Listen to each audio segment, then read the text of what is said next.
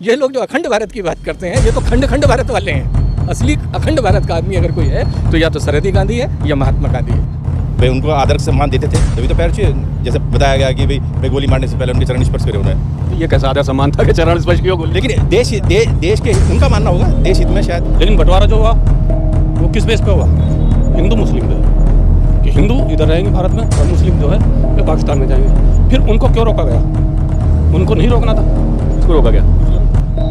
जो ये परेशानी आ रही है जगह जगह जो है कुछ ना कुछ उपद्रव हो रहे, ये यही एक कारण है। अगर ये अपने इलाके में होते, हम अपने इलाके में होते तो शायद ये कारण नहीं बनता। गांधी इस देश का इकलौता जिम्मेदार आदमी, हर चीज़ के लिए जिम्मेदार है ना। इधर वालों को भी उसी से उम्मीद है, उधर वालों को भी। उन्हें ये तकलीफ है कि गांधी ने हमारे साथ इंसाफ नहीं किया, उधर वालों को भी यही नाराजगी है कि हमारे साथ इंसाफ नहीं किया। इसी में गांधी की निष्पक्षता है। पहले श्यामा प्रसाद मुखर्जी विभाजन चाह रहा है हिंदू मुसलमान के उस पर, और सुभाष चंद्र बोस एक रखना चाह रहा है। मजेदार बात है, इस देश में सुभाष एक बड़ा मजेदार कैरेक्टर है। सुभाष के बारे में जिन्हा भी कह रहे हैं कि अगर सुभाष हिंदुस्तान में होते तो मुल्क तकसीम नहीं होता। क्यों कह रहे हैं? वो इसलिए कह रहे हैं कि जब बंगाल विभाजन पे बात आई तो सुभाष लठ लेकर खड़े हो गए। अब गांधी और सुभाष में बस इतना ही फर्क है। तो भाई ये लोग जो गांधी के खिलाफ सुभाष चंद्र बोस को या भगत सिंह को खड़ा कर रहे हैं, ये तो भगत सिंह और सुभाष चंद्र बोस के संघर्ष में भी नहीं है, वहाँ भी नदारद है। कहा जाता है व्यक्ति मर भी जाता है लेकिन उसके विचार जिंदा रहते हैं, और गांधी जी आज भी उसकी एक जीती जागती मिसाल हैं। गांधी जैसी शख्सियत को जो अंग्रेज़ों के ख़िलाफ़ खड़ा हुआ, लेकिन आज उन्हीं के मुल्क में गांधी की प्रतिमा स्थापित है। लेकिन अपने ही देश में उनका विरोध भी है, उनके विचारों का भी विरोध है, उनके विचारों के समर्थक भी हैं, लेकिन कहीं ना कहीं विचारों का विरोध भी है। और गांधीयन फ़िलॉसफ़ी जो है उसको बहुत से लोग नहीं मानते और बहुत से लोग उसको सही मानते हैं। अहिंसा के विचार को लेकर या आंदोलन के विचार को लेकर गांधी आज भी, आज के परिप्रेक्ष्य में भी कितना वैलिड हैं, कितना आपको मुतासिर करते हैं। आज 2 अक्टूबर के दिन हम गांधी जयंती के रोज़ यही जानने की कोशिश यहाँ की जनता से करेंगे। जिस तरह के विचार सर गांधी के बारे में लोगों के हैं, और ख़ास तौर पर देखा जा रहा है कि आज की व्हाट्सएप यूनिवर्सिटी में जब स्प्रेड होता है मैसेज, तो बहुत से लोग गालियाँ भी देते हैं, और जिन लोगों ने कभी पढ़ा भी नहीं होता है गांधी को और उनके विचारों को, वो भी गांधी से जो एक नफ़रत का इजहार करते हैं। हम 2 अक्टूबर मना तो लेते हैं, लेकिन शायद हमारे देश में ये एक विडंबना ही है कि एक बहुत बड़ी तादाद जो जानती नहीं है उन विचारों को, वो उनका विरोध करती है बग़ैर किसी पैमाने के, बग़ैर किसी बेस के। आपने अपने सवाल में ही जवाब दे दिया है कि जो नहीं जानते हैं वो गांधी का विरोध करते हैं। और गांधी शाश्वत मूल्यों, सनातन मूल्यों के साथ हैं, सत्य, अहिंसा, न्याय। तो जब भी कभी असत्य होगा, और वो ये कहे आनो नास्तो विद्यते भावो न भावो विद्यते सताओ वियोपी दृष्टोंत तब न हो तत्वदर्शी भी। कभी भी ऐसा नहीं होता है कि असत का भाव अवर्तमान हो जाए और सत का अभाव न हो। सत का अभाव भी रहता है और असत का भाव भी स्थायी नहीं होता है। ये तत्वदर्शी लोगों ने जाना है, तो ये तो होता रहता है, इसमें कोई, लेकिन सत्य ख़त्म नहीं होने वाला है, न्याय ख़त्म नहीं होने वाला है, अहिंसा ख़त्म नहीं होने वाली। हिंसा हो जाएगी दुनिया ख़त्म हो जाएगी। कहीं तो अहिंसा होगी तब न रुकेगा, तभी ना सृष्टि रहेगी। और सत्य नहीं रहेगा तो भी सृष्टि खत्म हो जाएगी। तो जो ईश्वर की सनातन परंपरा, मैं नहीं जानता कौन सी सनातन परंपरा का लोग जिक्र करते हैं, लेकिन गांधी सनातन परंपरा के व्यक्ति हैं, सत्यान्वेषी हैं। वो सत्य की खोज में है, निरंतर सत्य की खोज में है। तो जब तक सत्य की खोज है, वो अपने आप को सत्यान्वेषी कह रहे हैं, छात्र कह रहे हैं, विद्यार्थी कह रहे हैं, जब तक सत्य की खोज है गांधी खत्म होने वाले नहीं हैं। कोई कुछ मुराद हो जिसकी, जो मन हो जिसका, उसके कहने से गांधी खत्म नहीं हो रहा। गांधी शाश्वत मूल्यों से, सनातन मूल्यों से जुड़े हुए व्यक्ति हैं। लेकिन आज भी जब एक बात ये भी कही जाती है कि देश का विभाजन जो हुआ उसका एक बड़ा कारण गांधी जी थे, तो क्या ये आप वजह मानते हैं? क्योंकि उन्होंने इस चीज़ को एक्सेप्ट किया, तो आज भी एक बड़ी तादाद ऐसी है मुल्क में जो देश के विभाजन के लिए गांधी जी को जिम्मेदार मानते हैं।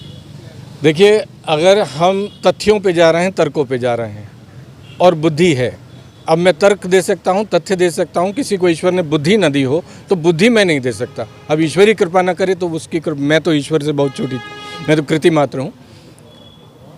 लोहिया जी, जयप्रकाश नारायण जी, हमने पढ़ा है और ये लिखित में है, कोई ये व्हाट्सएप यूनिवर्सिटी की फेक न्यूज़ नहीं है। वो कहते हैं कि जब वो मीटिंग हो रही थी तो वाहिद व्यक्ति जो खड़ा था मजबूती के साथ इस मुल्क के तकसीम होने के, विभाजन के ख़िलाफ़, वो गांधी था और सरहदी गांधी था। तो इसलिए ये कहना कि गांधी की वजह से हुआ, पहले तो ये गलत है। दूसरा, ये जो लोग हैं जिनकी ये नाराज़गी है, गिला शिकवा है, मैं उनकी बात से सहमत हूँ कि गांधी के बगैर होते हुए कैसे हो गया, क्योंकि वो गांधी को भगवान मानिंद देखते हैं, वो उस पायदान पे गांधी को रखते हैं। तो ये एक नाराज़ भक्त की नाराज़गी है कि गांधी के होने के बावजूद कैसे हो गया।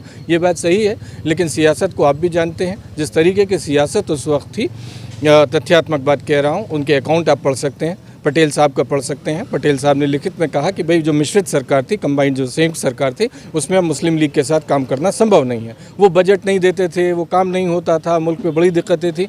तो गांधी अलग थलग पढ़ते जा रहे थे। गांधी से आके जवाहरलाल नेहरू ने कहा कि नहीं है, वो अलग मुल्क बनाना चाह रहे थे। उधर जो हिंदू तंजीमें थी वो अलग मुल्क बनाना चाह रही थी। तो गांधी तो वाहिद आदमी था जो अखंड भारत के पक्ष में था। ये लोग जो अखंड भारत की बात करते हैं, ये तो खंड खंड भारत वाले हैं। असली अखंड भारत का आदमी अगर कोई है तो या तो सरहदी गांधी है या महात्मा गांधी है। तो ये तो आरोप ही गलत है। और मेरा एक और बात कहना है, गांधी थकने वाले नहीं थे। ये तो गांधी जी का शरीर देवलोक गमन हो गया, और ऐसे लोग भी इतिहास में जगह पा गए। वो ऐसा पारस पत्थर है जिन्होंने गांधी को छू लिया, या जिनकी गाली ने गांधी को छू लिया, वो भी इतिहास में दर्ज हो गए। वो तो ऐसा पारस पत्थर है। अगर वो जिंदा रहता, आप उसका ज़रा सा इमेजिन करिए, विचार करिए इस बात पे। गांधी के चाहने वाले पाकिस्तान में, मैं सिर्फ हिंदू और सिखों की बात नहीं कर रहा हूँ, मुसलमानों की भी बात कर रहा हूँ, शायद जिन्ना के से ज़्यादा थे। ज़्यादा नहीं थे तो बराबर तो थे ही। और अगर गांधी यहाँ से पैदल वाघा बॉर्डर की तरफ चल पड़ते और लाखों लोग पीछे चल पड़ते, तो आपको लगता है कोई वीज़ा लेने वाला था और कोई वीज़ा देखने वाला था? और जब वीज़ा कोई देखने वाला नहीं था और कोई वीज़ा लेने वाला नहीं था, फिर कौन सा अलग मुल्क रह जाता? आवागमन हुआ करता, खुला हुआ करता, और बाद तक रहा वैसे बाय द वे। तो इसलिए ये जो सोचना है, गांधी का न होने ने भारत को दोबारा अखंड भारत बनने से रोक दिया, मेरा ये मानना है। गांधी के कमज़ोरी की वजह से खंडित नहीं हुआ, लोगों के स्वार्थों की वजह से और आपसी नफ़रत की वजह से देश मुल्क तकसीम हुआ। गांधी की तपस्या में कमी की वजह से नहीं हुआ। गांधी तो तपस्या कर रहे थे, और गांधी अगर स्वर्गवास नहीं होता गांधी का, तो शायद ये देश फिर एक होता। अभी एक विचार और भी रखा गया भाई साहब, आपने कहा था कि पता नहीं क्या परिस्थितियां रही होंगी कि गोडसे की वो गोली का शिकार हुए, और इस चीज़ को आपने अपने विचार के तौर पर यहाँ पर रखा। मैं जानना चाहता हूँ कि क्या वो परिस्थितियां रही होंगी, या फिर इसके लिए क्या आप दोषी मानते हैं गोडसे को, कि या फिर ये मानते हैं कि नहीं, कुछ ऐसा माहौल बना जिसकी वजह से ये कदम उठाना पड़ा? मैं काफ़ी हद तक अपने मेजर हिमांशु जी से संबद्ध करता हूँ अपनी बात को। आपने कहा कि मैंने क्या कहा, क्या परिस्थिति रही होंगी, क्या मनोदशा रही होगी। विभाजन से पहले ये मांग पहले उठी थी, मोहम्मद इकबाल साहब थे या जिन्ना साहब थे, और ये सच है कि मुस्लिम लीग के साथ सरकार चलाना असंभव था। द्विपक्ष में समझौता हुआ था, शायद 70-80 करोड़ रुपए का कुछ समझौता ऐसा कुछ था। मरने से कम 15-20 दिन पहले महात्मा गांधी ने अनशन करा था कि ये पैसा दो। नेहरू जी और अपना पटेल साहब इसके खिलाफ थे। पैसा ना जाए, मैंने क्या मनोदशा होगी। मैं उस टाइम था नहीं, मैं गवाह तो था नहीं, लेकिन उस गोडसे नाम के जो व्यक्ति हैं उन्हें क्या मनोदशा रही होगी वो तो वही जानेंगे। तो पैसा उस परिस्थिति में ना जाए तो शायद इसने जो कुछ उठाया, लेकिन वो मानते तो वो भी थे, पैर छुए भाई, उनको आदर सम्मान देते थे, तभी तो पैर छुए। जैसे बताया गया कि भाई गोली मारने से पहले उनके चरण स्पर्श करे उन्होंने। ये कैसा आदर सम्मान था कि चरण स्पर्श क्यों गोली? लेकिन देश के उनका मानना होगा, देश हित में शायद नुकसान हो रहा हो। जैसे 70 करोड़ उस जमाने में 70 करोड़ की क्या वैल्यू होगी, और ये महात्मा गांधी जी अड़े हुए थे अपने उस पर कि 70 करोड़ रुपये पाकिस्तान को आप दो। सर, ये विचार जो है ना, ये बड़ा एक घातक विचार है कि गोडसे को जस्टिफाई करने का, क्योंकि आप देख रहे हैं जिस क्रांति की धरा पे आप यहाँ मौजूद हैं, वहीं पे एक धड़ा ऐसा भी है जो गोडसे का मंदिर बना रहा है। ये हिंदुस्तान में हो रहा है, कहीं अमेरिका, इंग्लैंड, ब्रिटेन या किसी और बाहर के मुल्क में नहीं हुआ। ये आपके मुल्क में हो रहा है कि एक जिसको महात्मा पूरी दुनिया मान रही है ना। और आज के लोग जो हैं, चाहे वो सियासत में हों, गांधी के विचारों से सहमति ना भी रखते हों, लेकिन जब वो बाहर जाते हैं तो गांधी मूर्ति के सामने ही उनको हाथ जोड़ने पड़ते हैं और माला पहनानी पड़ती है। लेकिन ये विचार जो है ना कि आप गोडसे का मंदिर बना दें, ये विचार कितना घातक है, क्या समझते हैं आप? नहीं, ये तो गलत है कि मंदिर पर उनकी आस्था होगी। देखो, मैंने कहा अलग अलग विचारों के हैं, तो उनकी आस्था हो सकती है जिन्होंने मंदिर बनाया, तो व्यक्तिगत मामला है, मैं उस पर क्या टिप्पणी करूँगा आपसे। ठीक है, ये व्यक्तिगत मामला बता रहे हैं कि गोडसे के भी मानने वाले होंगे, उनको मानते होंगे, लेकिन उनका मानने का सिर्फ एक तर्क यही हो सकता है कि क्योंकि उन्होंने गांधी की हत्या की, गोडसे को उससे पहले कोई नहीं जानता था। गांधी की हत्या हुई, उसके बाद नाथूराम गोडसे को लोगों ने जाना। क्या आपको लगता है कि मतलब इस तरह से उनकी एक शख्सियत को सामने आना चाहिए कि मंदिर बन जाए, या फिर उस विचार को आगे बढ़ाना चाहिए?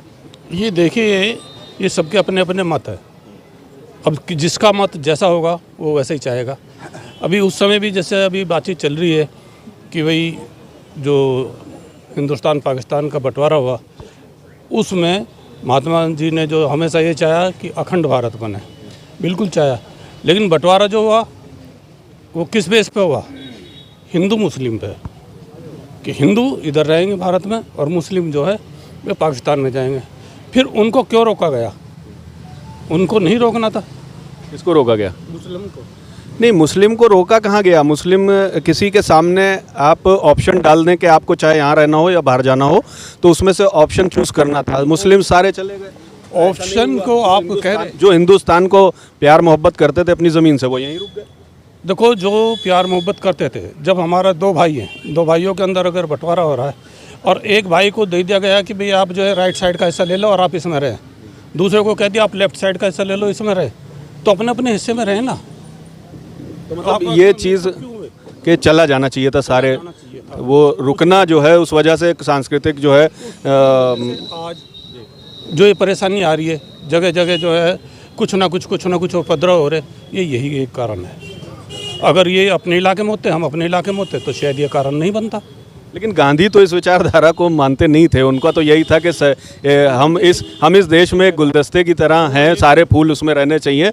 और विभाजन से, जैसा कि अभी मेजर साहब ने भी बताया कि वो दुखी थे, लेकिन कुछ ऐसी चीज़ें हुई उस वक्त की कंडीशन के वो विभाजन हुआ। आप ये बताइए ना कि जो एक मोहनचंद करमचंद गांधी के नाम से थे और उनके नाम के साथ में फिर महात्मा लगा, तो कोई तो उनमें अच्छाई थी। बिना अच्छाई के तो महात्मा नहीं लग सकता। और महात्मा का मतलब है जिसकी आत्मा अच्छी है, ऊंची उठी हुई है, वो महात्मा है। लेकिन इन्होंने ही जो है ये कहा कि भाई अगर मोहम्मदन जाएंगे तो मेरी लाश के ऊपर से उतर के जाएंगे। ऐसा क्यों कहा? या तो मैंने गलत सुना, गलत पढ़ा, और या फिर अगर ऐसा हुआ है तो क्यों हुआ? विभाजन का दंश तो हम सब ने झेला, और के मुल्क के हर बिरादरी ने, हर मज़हब के लोगों ने झेला। लाखों लोग उसमें मारे गए।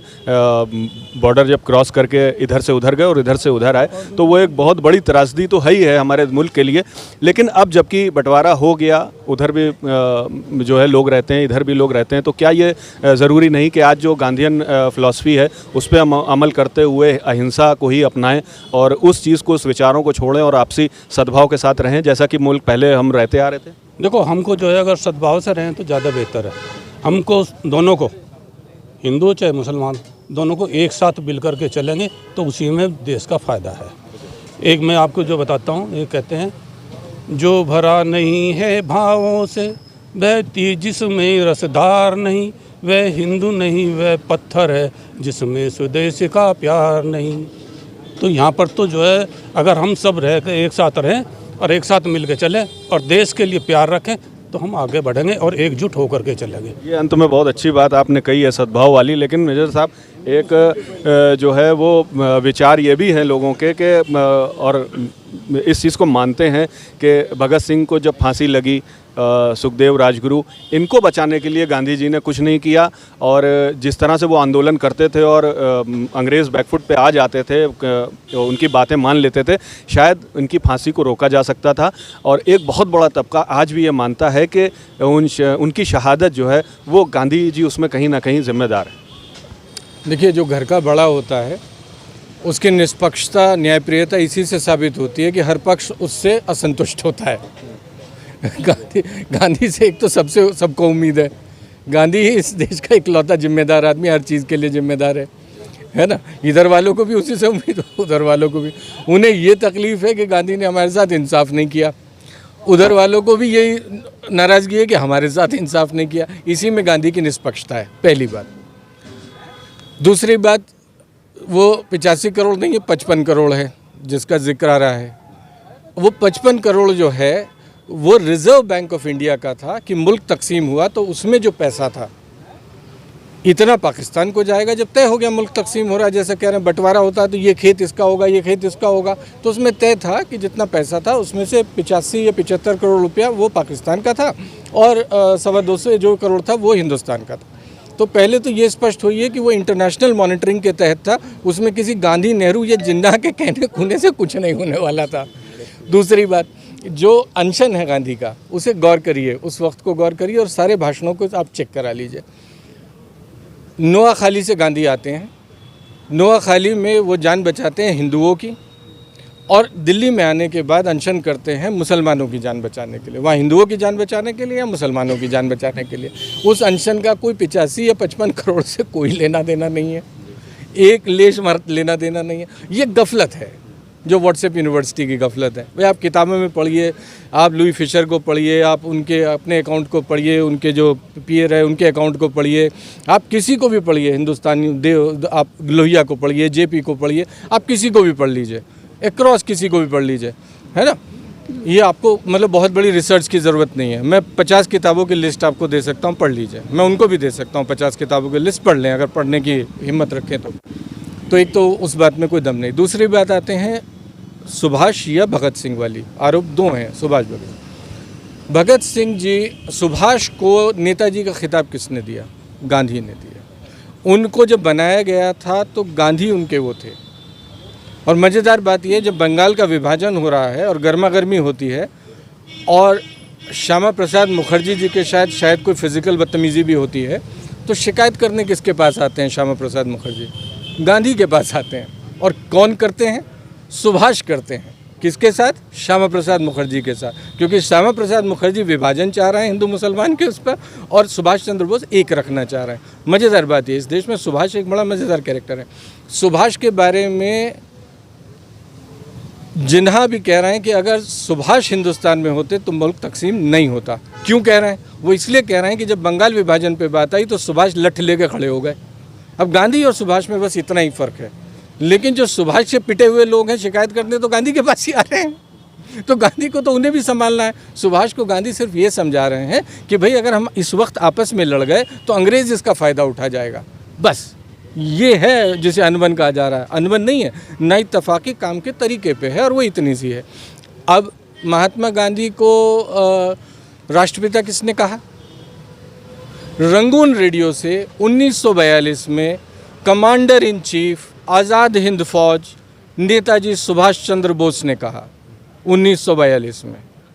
तब तो वो कांग्रेस में भी नहीं थे कि उन्हें चिलम भरनी ज़रूरी थी गांधी की। भैया कमांडर इन चीफ थे, उनके ऊपर कोई ऐसी दिक्कत नहीं थी। और चलिए कह भी दिया, एक ब्रिगेड बनाई गई, जो उसमें ब्रिगेड बनी है उसमें नेहरू के नाम पे भी ब्रिगेड है, रानी लक्ष्मीबाई ब्रिगेड है और गांधी ब्रिगेड भी है। तो सुभाष पे कोई ऐसी आयत नहीं थी कि वो ऐसी बात करें। अब आते हैं हम भगत सिंह पे। भगत सिंह जी के उसमें आरोप ये है कि एक तो भगत सिंह लेफ्टिस्ट थे, पहले क्लियर हो जाइए, घोषित वामपंथी थे, घोषित वामपंथी। Hindustan revolutionary socialist association, Subhash Chandra Bose, ये सब घोषित कम्युनिस्ट हैं, वामपंथी। आजकल ये भी वामी कामी भी शुरू हो गया। तो वो तो घोषित लेफ्टिस्ट हैं और वो तो घोषित नास्तिक भी हैं। गांधी नास्तिक नहीं है, गांधी घोषित सनातनी है और जो वो हैं वो नास्तिक हैं। कमाल की बात है, मतलब धर्म के लोग किसका लाभ ले रहे हैं? नास्तिक का। ये एक बहुत बड़ी बात आपने कही है, और ये इसको एक पॉइंट भी बनाया जाता है कि वो लेफ्टिस्ट थे, वो सनातनी थे, इस वजह से उन्होंने कई बार मिलने को भेजते हैं। हाँ, इसको भी पॉइंट बनाया, लेकिन खर्चा किसने वहन किया है के भगत सिंह के मुकदमे का? आश्चर्य होगा आपको। लड़ने वाले आसफ अली हैं, दुनचंद जैन है, अमूल्य कपूर हैं, इस तरह भार्गव साहब हैं जो बाद में चीफ मिनिस्टर बने। इतनी बैटरी ऑफ वकील हैं जो कि उसका मुकदमा लड़ते हैं। किसका? भगत सिंह का। जिन्हा सेंट्रल लेजिस्लेटिव असेंबली में सवाल उठाते हैं भगत सिंह के लिए। और जब जतिन उनका वो कई 65 या 62 दिन के बाद उनका देहांत हो जाता है, उसके जो भी अंतिम संस्कार है उसके इंतज़ाम पता है कौन कर रहे हैं? सुभाष चंद्र बोस, उनको शरीर को वहाँ तक ले जाने तक का। तो भाई ये लोग जो गांधी के खिलाफ सुभाष चंद्र बोस को या भगत सिंह को खड़ा कर रहे हैं, ये तो भगत सिंह और सुभाष चंद्र बोस के संघर्ष में भी नहीं है, वहाँ भी नदारद हैं। तो गांधी तो हर संघर्ष में खड़ा है, हर जिम्मेदारी को ले रहा है, लेकिन वहाँ जो दिक्कत आती है, फैक्ट की बात बता रहा हूँ, चूँकि जो फांसी हुई थी गांधी को, वो भगत सिंह जी को, वो सैंडर्स के केस में हुई थी। असेंबली पे बम कांड में नहीं हुई थी सैंडर्स के, और उसमें भी हाँ जगमोहन है और जो वो हैं बेबोरा हैं उनकी गवाही पे हुई थी, जो उनके साथी थे भगत सिंह जी के, सश्मित गवाह होने की वजह से उन्हें फांसी हुई। उसके ऊपर सारी जो ब्रिटिश पुलिस थी उसने सामूहिक इस्तीफे की धमकी दी थी वाइसराय इरविन को कि अगर इनकी तब्दील हुई उम्र कैद में या फांसी माफ़ी हुई तो सारी की सारी पुलिस महकमा और फौज ब्रिटिश ऑफिसर्स इस्तीफ़ा दे देंगे। अब आप आज के माहौल में इमेजिन कर सकते हैं, मैं फ़ौज का आदमी हूँ और कैप्टन साहब भी फ़ौज के आदमी हैं, अगर हमारे कोई किसी फ़ौजी को गोली मार दे या उसको कोई कर दे तो फ़ौज कैसे रिएक्ट करेगी, पुलिस कैसे रिएक्ट करेगी? ऐसे तो हम वर्दीधारी कानून व्यवस्था में काम नहीं कर पाएंगे, कोई भी हमें गोली मार दे। तो ये समझ में आता है कि ब्रिटिश फ़ौज इस बात पर क्यों एडमेंट हुई। और उस समय जो आंदोलन हुआ था 3-4 महत्वपूर्ण उसमें वो है, एक तो मौले मिंटो है जिसमें सेपरेट उनका बात होती है, एक मॉन्टेग्यू चेक्सफोर्ड है और सैमन कमीशन की जो आती है, इसमें सेपरेट इलेक्टोरेट और इसके विभाजन की बात है। इनके बैकग्राउंड में इसको आप देखिए, गांधी सबको एक रखना चाह रहे हैं, दलित को भी, अगड़े को भी, पिछड़े को भी, अक़लियत को भी, माइनॉरिटी मेजॉरिटी सबको, और सब अलग अलग अपना हिंदुस्तान मांग रहे हैं। तो वो ताकत जो सबको एक रखना चाह रही है वो गांधी है। अपने अपने अलग अलग हिंदुस्तान बनाने और मांगने वाले सब लोग हैं। तो इन सब लोगों की नाराज़गी तो उस आदमी से होगी जो अखंड भारत चाह रहा है। आपने बहुत अच्छी बात अभी अपने एक भाषण में भी कही थी कि लोगों को मालूम ही नहीं है कि गांधी के बारे में। वो व्हाट्सएप यूनिवर्सिटी से बहुत सा ज्ञान ले लेते हैं और उसको फिर स्प्रेड करते हैं। तो कितनी ज़रूरत है आज के वक्त में, आप एक एजुकेशनिस्ट हैं, उस लिहाज से क्या चाहती हैं? क्योंकि बच्चे जो हैं उनके दिमाग में बहुत जहर इस वक्त भर गया है और बहुत सी चीज़ें वो गलत अपने समाज से ले रहे हैं, घरों से ले रहे हैं। देखिए, मेरे लिए और मुझे लग रहा है हम सबको जानना चाहिए, और ख़ासतौर से मेरे लिए गांधी जो है एक साझी विरासत है हम सब की। तो गांधी को हम बांध नहीं सकते किसी भी क्षेत्र में या किसी ख़ास जाति में या धर्म में। और मुझे बड़ी मतलब अजीब बात ये लगती है कि जो लोग उनको मानते नहीं हैं उनको शायद ये पता नहीं है वो उनकी भी विरासत है और उनके लिए भी गर्व का वो कारक है, उन्हें उन पर गर्व होना चाहिए। गांधी किसी के भी खिलाफ नहीं रहे और शायद यही उनकी सबसे बड़ी मतलब जो लोगों को उनसे शिकायत है, कुछ लोगों को, वो यही है कि वो सबके लिए क्यों थे, वो केवल उसके वो जहाँ जन्मे थे वो उसके लिए क्यों नहीं थे। तो वो मानवतावादी थे और यही उनका सबसे बड़ा आदर्श है जो मुझे प्रेरित करता है। मेरे लिए भी धर्म इम्पॉर्टेंट है और मुझे लग रहा है सबके लिए होता है। लेकिन आप एक बात समझिए, धर्म 3 तरह से होता है। धर्म की शुरुआत आदर्श से होती है, दर्शन से होती है। उसके बाद फिर आता है उसके लिए कोई छोटी छोटी स्टोरीज़ आती हैं, कहानियाँ आती हैं, और फिर आता है कर्मकांड। लोग बार कहानियों और कर्मकांड में लिप्त हो जाते हैं और उसके दर्शन को भूल जाते हैं। गांधी जी दर्शन नहीं भूले। गांधी जी ने कभी सनातनी जो दर्शन है उसको कभी नहीं भूला, और यही उनके जो कर्मकांड में लिप्त थे वो ये बात समझ ही नहीं पाते थे, इसलिए उनको अपने खिलाफ मानने लगे। किसी के भी खिलाफ नहीं थे। गांधी वो थे जहाँ जो हर एक का दर्द महसूस करते थे और उसके लिए पहुँच जाते थे, और यही शायद उनके खिलाफ काम किया। आपने अभी जो है वो एक बात कही थी गोडसे को लेके, कुछ लोगों को वो जो आपका शब्द थे वो अच्छे नहीं लगे कि आपने कहा कि उनके मुंह पे थूकता हूँ। तो ये चीज़ जिनको ये बात शब्द बुरी लगती है कि क्या नाम है कि वो गोडसे बहुत महापुरुष था, वो अपने बाप को भी चौराहे पे गोली लगवा लें। जब उनके माता पिता को कोई आदमी किसी के सामाजिक काम के लिए रास्ते में जा रहा है और अगर उसे कोई जो आदमी दूसरे के हक की लड़ाई लड़ने के लिए जा रहा है और उसकी हत्या कर दे, जिस दिन हत्या, भाई आप गांधी जी की जीवनी को पढ़ोगे जब भी तो उनके बारे में पता चलेगा, परंतु जिसने जीवनी पढ़ी ही नहीं, इसी तरीके से जब खुद के माँ बाप की हत्या बीच चौराहे पे कोई अपराधी नहीं करेगा तब उसके दर्द को कैसे पता चलेगा कि उस बेचारे को क्यों मारा गया। जिस आदमी का पूरे हिंदुस्तान पूरे विश्व में सम्मान है, सबसे ज़्यादा स्मारक स्टैचू उनके हैं, जिसने पूरा जीवन बिता दिया, वरना वो भी अच्छे ख़ानदान से थे, पढ़े लिखे थे और अच्छे संभ्रांत परिवार से थे, अपना राजसी जीवन बिता सकते थे। जो आदमी शांति के पद पे चढ़ रहा है, एक 80 साल के बुजुर्ग आदमी को गोली मार के एक जवान हट्टा कट्टा आदमी शेर और बहादुर बन रहा है, तो ये तो बड़े शर्म की बात है जी। हमको माना जाता है कि भारत एक बहुत युवा पीढ़ी है, लेकिन अगर ये युवा पीढ़ी ऐसी दिग्भ्रमित और भ्रमित रही तो इस युवा पीढ़ी का सिर्फ एक योगदान तो हो सकता है कि ये मशीनें बढ़ती रहें वोटर्स की, और जिनको लाभ हो सकता है वो लोग हों।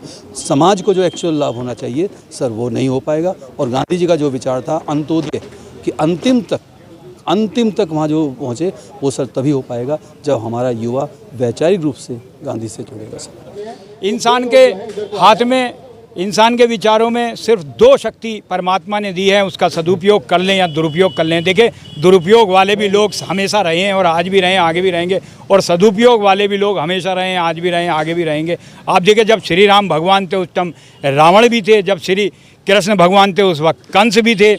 आज हो सकता है कोई महात्मा गांधी जी के बारे में जो विचार आप कह रहे हैं इस तरह के लोग हैं, तो ऐसे लोग भी आते जाते रहेंगे, लेकिन हमें इन बातों में नहीं जाना है। हमें देखना है महात्मा गांधी ने विश्व शांति का जो रास्ता दिखाया, हमें उसे आगे बढ़ाना है। मानवता ही सबसे बड़ा धर्म है, बाकी धर्म तो मनुष्य के जीवन के बाद आते हैं, लेकिन मनुष्य के जीवन से पहले भी कोई धर्म होता होगा और मरने के बाद भी कोई धर्म होता होगा। उसका जवाब भी वो लोग दे दें कि मरने के बाद कौन सा धर्म इंसान का होता है। परमात्मा एक ही है, नाम अलग अलग हो सकते हैं, आप देखिए, लेकिन महात्मा गांधी जी के बारे में इस तरह की बातें करना जो है वो बिल्कुल उचित मैं तो मानता नहीं, कम से कम, क्योंकि आजकल राजनीति और राजनीति में आप भी जानते हैं कुछ भी हो सकता है।